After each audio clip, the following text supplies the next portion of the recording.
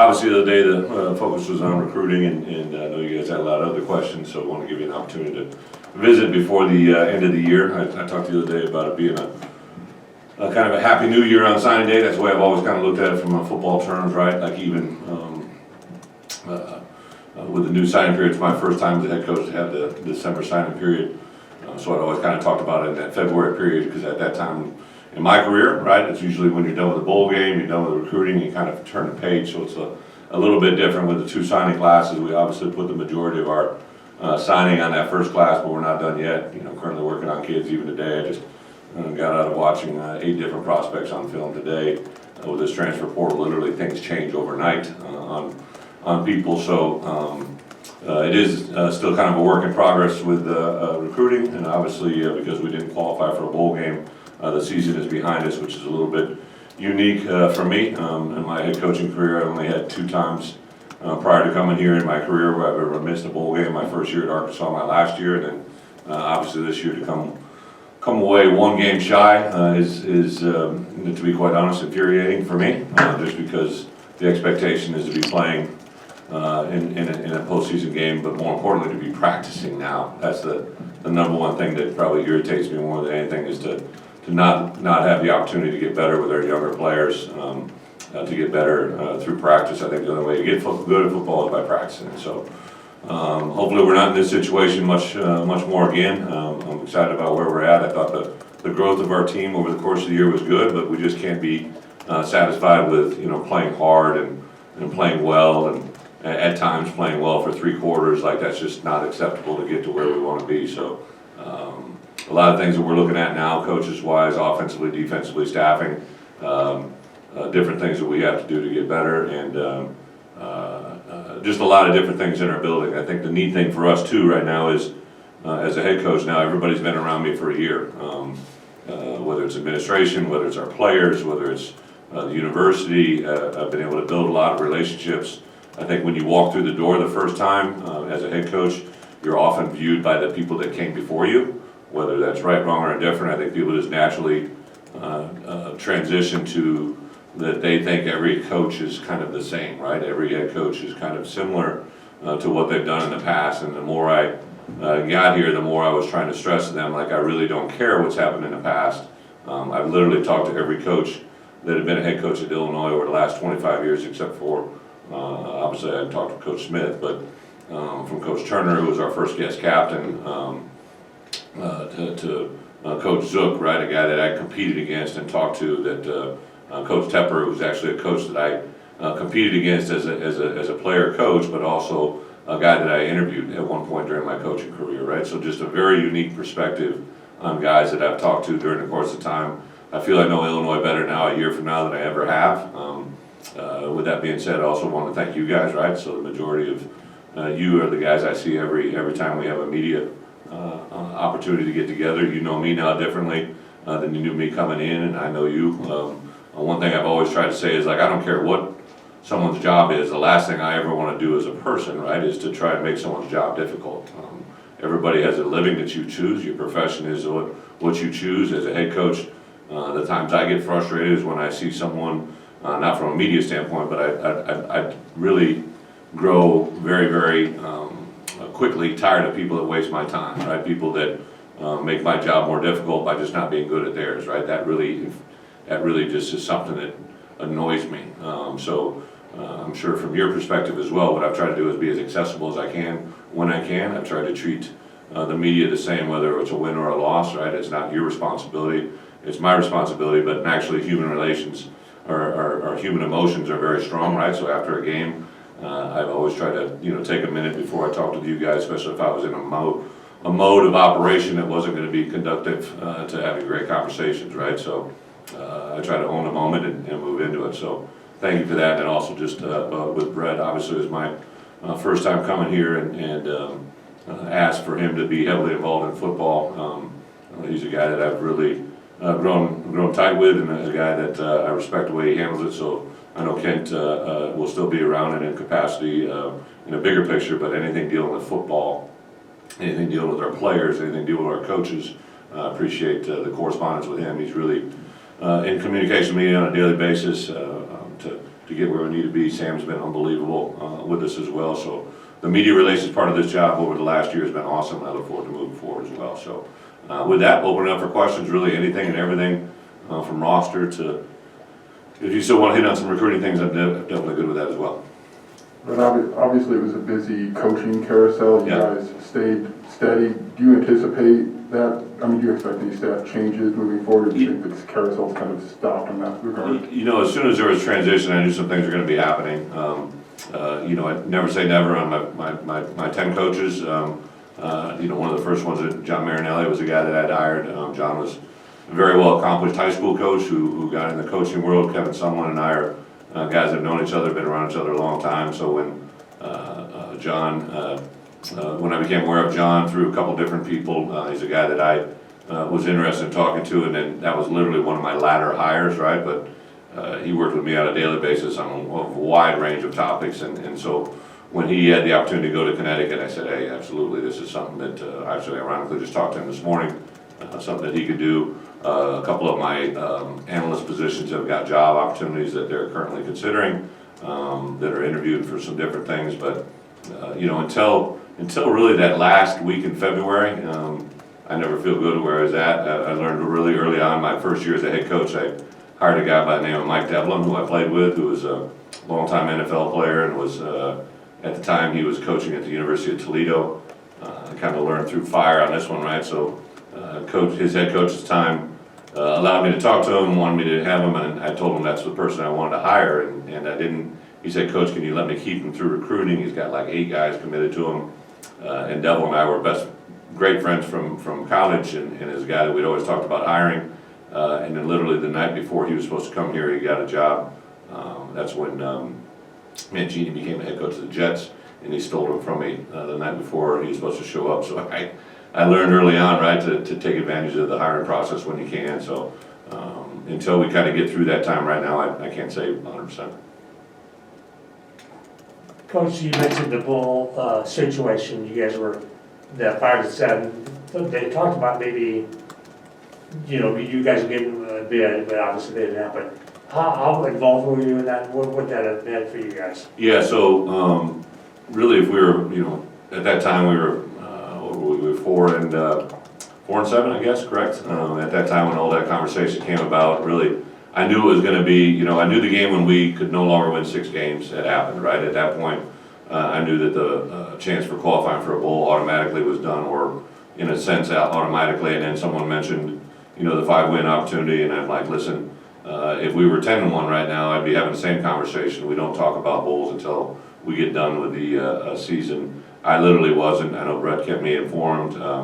Administration had said some things, but I really had, all I wanted to do was practice. Like, if you get to know me right, like, we literally practiced that last Saturday after the season. We had a practice where we went indoor, and I practiced everyone that had not exhausted their eligibility.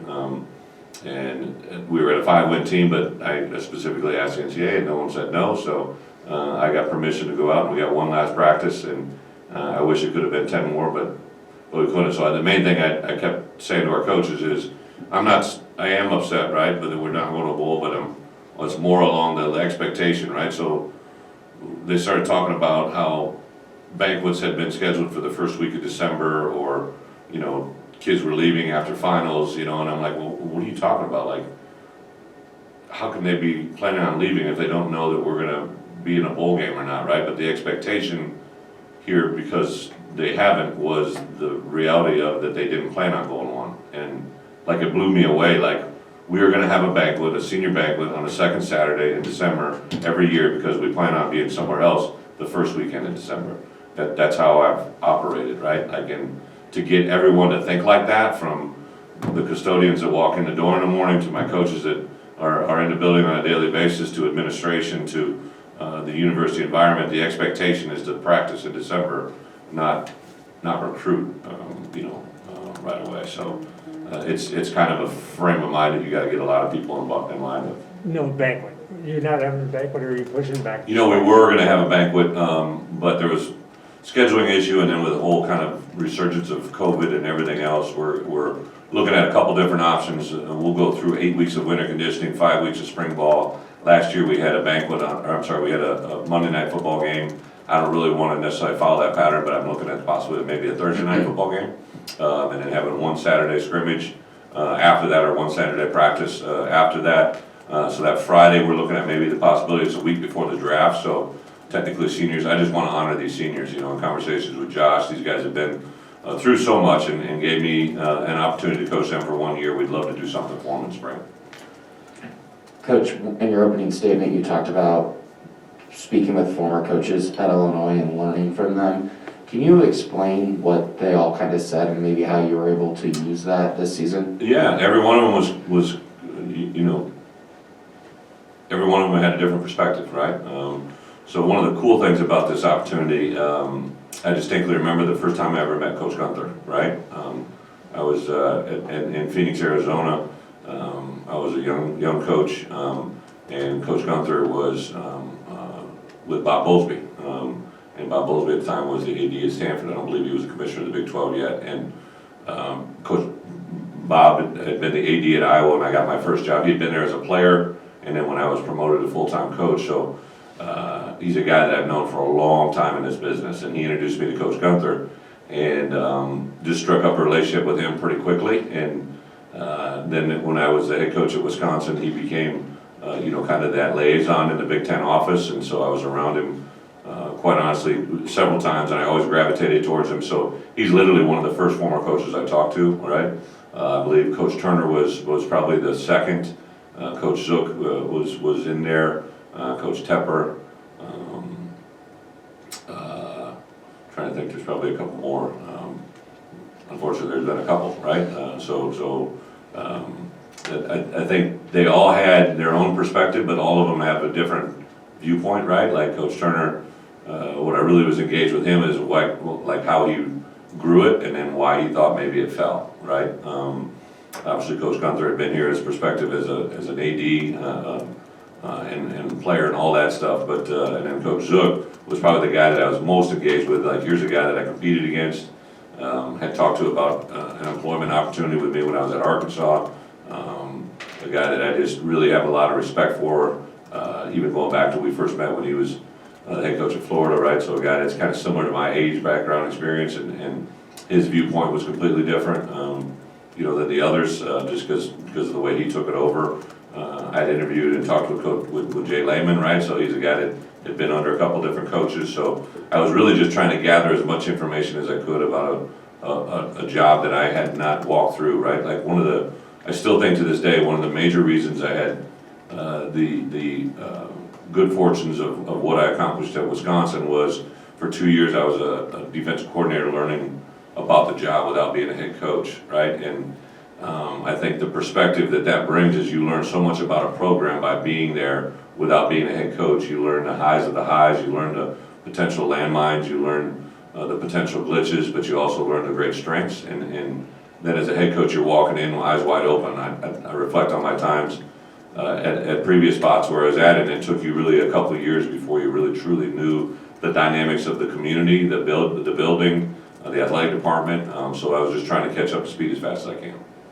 Coach, along those lines, big picture-wise, what have you learned over the last year about the potential for growth of the program? And do you feel like the support structure is all in place that you need to build a consistent winner? Well, first off, everybody's hungry, right? Like, I mean, because unfortunately that there's only been a small number of winning seasons over the last 25 years. People are very excited to be successful, right? And I think really, obviously, when we beat Penn State on the road, and that didn't happen by chance, and to follow up with a win at Minnesota, like that, now it got people like, oh, okay, well, this is where we're going.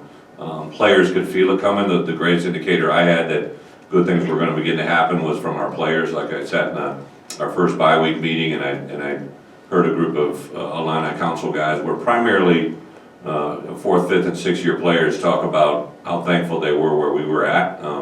Even though it hadn't appeared on the field, they knew that was coming. They knew what we were building. Mike Marquez said something to me that just completely floored me about the growth that he'd had. Here's a guy that played multiple positions, different sides of the ball. To hear all those players talk about what they appreciated and what they'd grown, that got me excited. And then now to be in the community a little bit, like we had a signing day event yesterday, or I'm sorry, Wednesday, that probably 20 to 25, of our good supporters in the community, financial supporters, but also fan supporters, and then there was probably, I don't know, maybe a dozen former players that were there, and to see the excitement from them, and the encouragement of what they saw and what they know can begin to happen, that's probably the most exciting part for me. Coach Underwood, right? When Bret said, hey, let's do a press conference, I said, no, let's go noon on Friday. He didn't know about the noon press conference here at the basketball game. I said, well, can I go on the front end or back end? I'd love to go over to basketball and just make it easy for you guys, right? Because you got to cover both sports, but Coach Underwood and his staff and I, Joey and my chief of staff, Mark Torsani, talk literally probably every day, just because a lot of the commonalities that they went through, we're going through. A different sport, I get it, different roster numbers, but a lot of the same things. Josh and I talk daily. A lot of Josh's staff is in communication with us, so I think there's nothing better than having an AD that walked the walk here that wants to have success. So I think that part's probably the most encouraging than anything. Brett, from a roster building standpoint, you mentioned it yesterday about 3 different countries, but I feel like the footprint of Illinois recruiting has kind of changed and kind of grown with this beginning of this recruiting class, going into Wisconsin, going into New Jersey, all those types of areas. Do you feel like there's more excitement in different parts of the country when you walk in with that block eye? What's crazy to me, and we had a short amount of time to go through it, but like literally every one of those kids we went through, Andy Boo had been recruiting Owen Anderson for 3 years, right?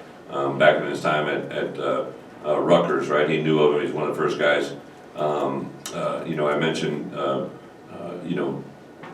getting Isaiah Adams, right? Coach Minnick, his junior college coach, I've signed players from 3 different, this is his 3rd school where I've signed players from. Gabe Ackus, came to us through relationships of guys that I established on the road in 1994 and 1995. Relationships drive everything, right? And I think the footprint of what we are has to be Illinois. But then it's about putting coaches in positions. Coach Miller felt great going up into Wisconsin, Arrowhead, Wisconsin. Coach Taraska, I remember sitting next to him at a clinic when I was a GA and talking about, I never heard about Arrowhead, Wisconsin, right? And then there's so many connect the dots. The defensive line coach at Arrowhead High School played for me at Wisconsin. Everywhere we went, there's just like, so we sat down the day after signing date and I gave the coaches a directive so we had 22 signees, right? So every one of those signees has a head coach and they have a set of parents. They may have 1 parent, they might have 2, they might have 3, they might have 4. However it is, I said the power of the pen. So on Thursday and Friday, we wrote every head coach and every parent and talked about, signing their son or their player, and we'll put those in the mail and they should get them next week. And because the relationships that I've driven have been, they may have started with a meeting and they've been followed up by the power of the pen, and they've been followed up with the way people don't give you things that they don't give you things that they expect to fail. They give you things that they've seen succeed. And I think because as coaches we've come from many different backgrounds, they've been very open to letting us have access to their players, or even, at times initiating contact because they know what we do. I appreciate what you're saying. I think Jersey somebody pointed out the last several quarterbacks we've taken have been from Jersey, right? And it wasn't like we went to Jersey looking for a quarterback. We kind of recruit that position nationally and where it's at. So the fact there's a couple Jersey boys in the QB room is just really kind of, I think, coincidental. But there's really good football in Jersey, right? And I think there's really good football in Florida. I think there's really good football in Ohio, Wisconsin. We'll dabble into Minnesota. I think the footprint for us in the Midwest, Illinois has got to be our home state, but we almost kind of have to treat certain areas as in-state areas. Cincinnati, Ohio has to be a big place for us, right? There's really good players that come out of Cincinnati, Ohio every year, and that's where we got to be. Coach Miller and I literally had a conversation 2 hours about that, 2 hours ago about that. So Florida, I have a couple coaches down in there that are assigned to it geographically, but I went to a practice field of a young man that we're still recruiting. We won a state championship last night, and I walk on the field, and the defensive coordinator and I have known each other for 25 years, right? The offensive line coach is the high school coach where I signed the first 2 players in my career out of South Florida, Freddie Barr and Colin Cole. Colin Cole went on to play over 10 years in the NFL and made millions of dollars. Freddie Barr, unfortunately had a battle with a sickness, but is one of my favorite players all time, right? So there's just these connections that are hard to shake. Brett, you had 3 guys with eligibility left enter the draft. Do you anticipate more guys following that, and then do you think those 3 will stick, or is there a chance that they can reverse there? You know, so you're talking about DJ, Kalon, and Kirby. So, you know, very interesting time, and it's something I had a conversation with the NFL. So when you are a junior that has a year of eligibility left, when you've played 3 years, you can get a pre-draft grade, right? Like you can petition the NFL and you get a report, so they basically send your name to 7 NFL teams. They come back and they'll give you a synopsis of where they feel you're gonna be drafted. DJ, Kirby, and Kalon have all played 4 years, right? So they had another year of eligibility, but it was a bonus year with COVID, right? Kalon might be an exception to that. But we submitted the opportunity to, you know, hopefully get a grade on them, and we were rejected. You know, so I called the Big Ten office and Big Ten NFL offices, and I'm like, listen, like, what's the difference between this and what we've done in the past? And their explanation was there'd just be too many people that would require or ask for grades. So I really had to do a lot of research on my own. I would say of those 3, 2 of the 3 are definitely probably the ship has sailed.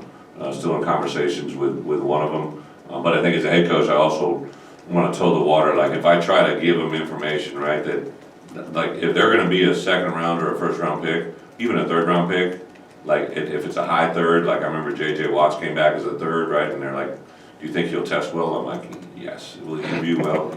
Yes. And he becomes a first, right? But the way the grading system works out is if they're a third rounder or later, they tell them to stay in school. First or second round, I told every one of them, I said, hey, if you're a first or second rounder projection, I'm going to be down in the locker room, packing your bag and doing everything I can to help you. But I just try to make them aware of, you know, you can be a guy that if you get drafted in the 5th, 6th round, you're talking about a $3 million, $4 million contract, where if you get drafted in the 3rd round, 2nd round, for third round, early 3rd round, 2nd round, you're talking about $12 million, $15 million. You can literally gain $10 million just by staying in school a year. And those are staggering numbers, but that's the reality of that sport, or of the NFL.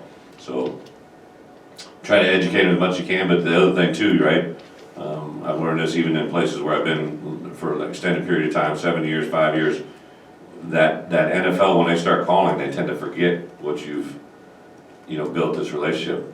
So it's a fun time for them. We'll give everybody the support that they have, but I wouldn't say it's all done. Do you expect more guys? I don't think so. I think everybody's kind of clean now.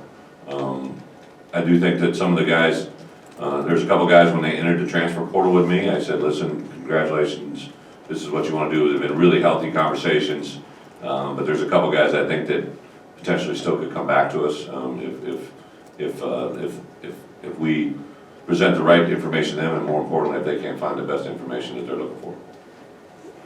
After signing 22 guys this week, just what other areas are you maybe focusing on position-wise to fill however many?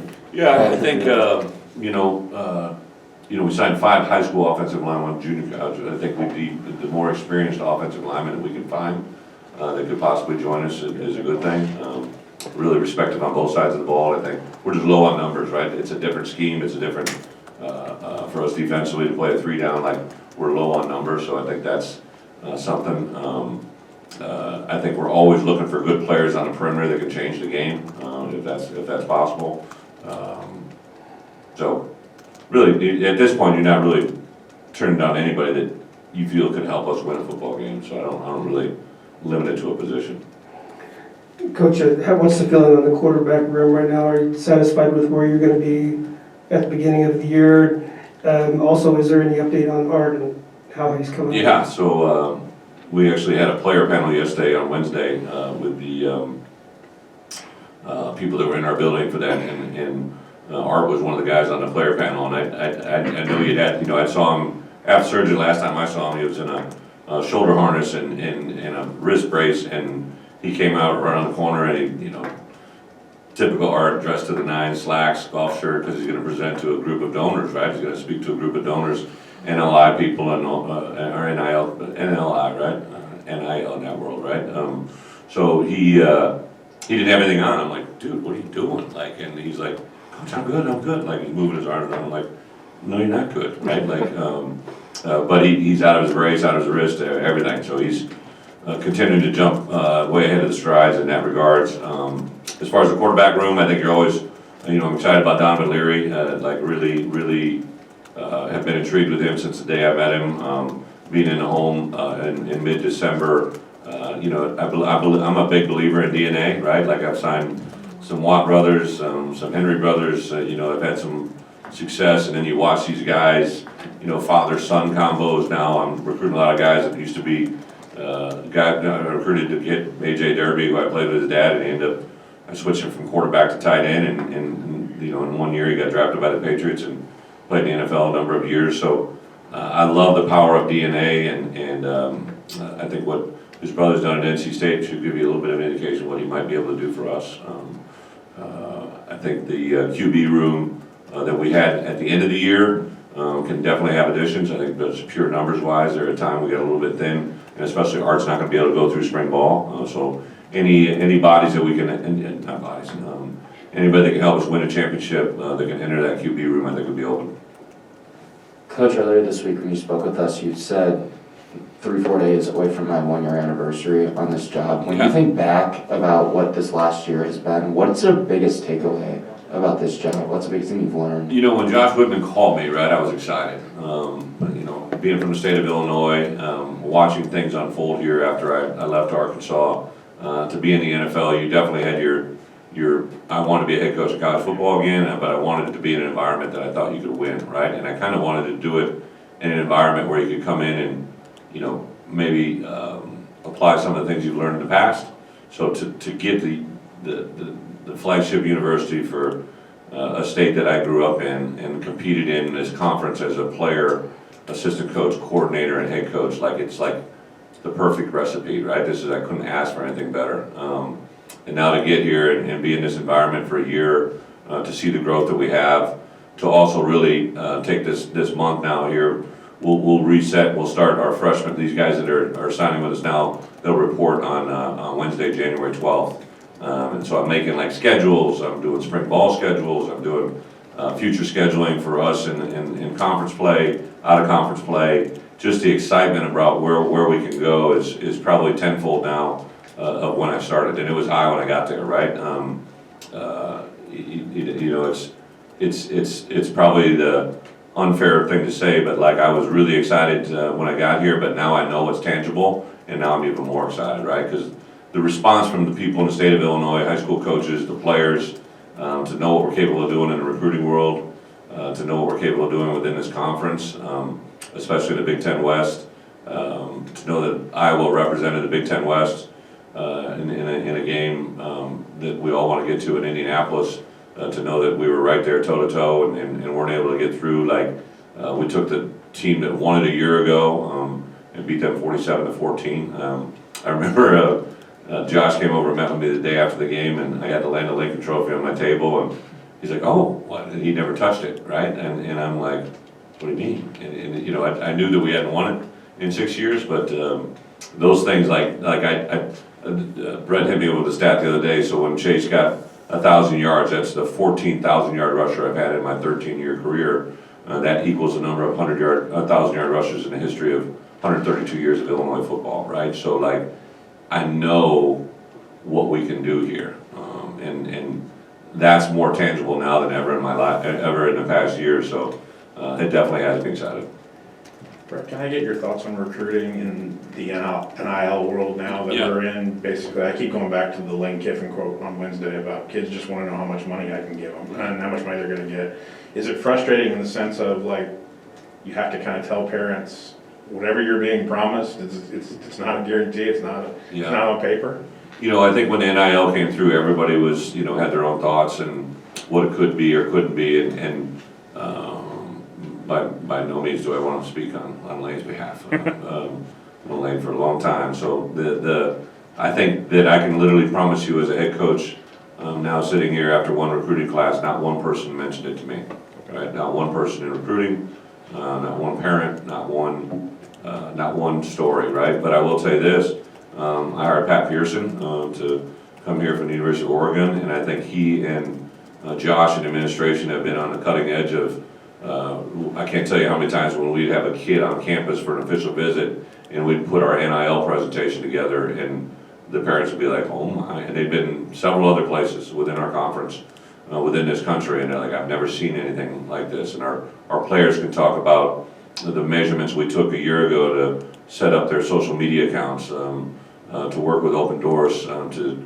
have a game plan for how they can have success, right? And I can see Josh McCray's face the first time I talked to him about, I know what check he got to cash, you know, on an NIL deal, so I know it's real. But I'm not, it's kind of like, you know, we had one guy sign on the day of signing that was a hat trick, right? Like, you know, like, we don't have a bunch of guys with 5 hats laid out there and, whoa, whoop, whoa, like, that's not me, right? So, we're not gonna recruit a lot of guys like that. Occasionally it may happen. One happened with Gabe, obviously, and I'll take his hat every day. I guess it was a shirt deal, in theory, but, I think it's a real thing. I think it's something very tangible. We're constantly working with our guys, to maximize those things, because it is real, it puts cash in their pockets. Anything that benefits our players, I'm all for. Like, my only concern with recruiting right now is really truly the initials, right? So, right now you get 25 that you always get, now we get 7 bonus. Right. So you can get to 32, but I had 4 count from the fall, like Jack Badoviak, and there was 4 guys that we counted, so now I'm down to 28, and I'm gonna have more than that I need to sign, right? So, if I get to somewhere around 35, 36 guys that I have open scholarships for, and I can only sign 28, to me, that's maddening. Like, that is so ridiculous I know what I can recruit, and I know what I can develop, and there's players that are available it should be, in my opinion, 1 in, 1 out. Everybody's got 85. Nobody's got 86, nobody's got 84, everybody's got 85. Let's let them all play by the same rules and see what can happen. So I literally think we're gonna get there. I just don't know if it's gonna happen in the next year. I think this 7-man bonus that they gave us is strictly just a Band-Aid, and to me, it's a pretty bad Band-Aid. But I'll take it because it allows me to do it. We'll finish up with Joey here. Brett Moses is no longer with the team, but I don't believe he's in the portal. Can you shed any light on his situation? And then also just, touch on a little bit, like just building rosters, so many different variables. Yeah, so like an interesting fact, the blue shirt, right? So those are guys that by certain NCAA rules, you are able to bring them in and start them on full scholarship literally the first day of classes. So there's a way to add a guy through. Moses is a little bit of a combo platter between some of his health and other things that we'll just keep between us right now until it becomes official. But there's guys that I think right now as we stand, like you mentioned, guys that are declared that maybe could come back. A guy like Casey Washington a year ago that went to portal, left, and because he came back to us, he didn't count as initial. Like, I didn't know if I was going to be able to. We had to get in that had never happened before, right? So they didn't know the rule. We had to make an appeal.